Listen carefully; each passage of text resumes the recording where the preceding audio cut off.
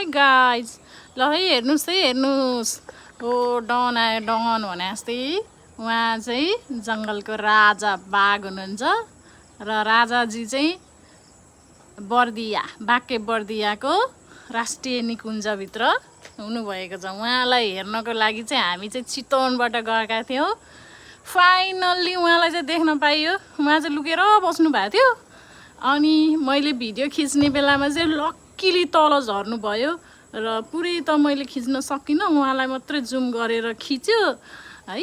र हो एटिट्युड हेर्नुहोस् न, एटिट्युड उहाँजीको बाई गड सिधै आउला जस्तो गर्नुहुन्छ। आँखा कस्तो खतरा छ है गाइज। ल तपाईँहरू पनि बाघ हेर्न मन छ भने चाहिँ जानुहोस् बाँके बर्दिया राष्ट्रिय निकुञ्जमा।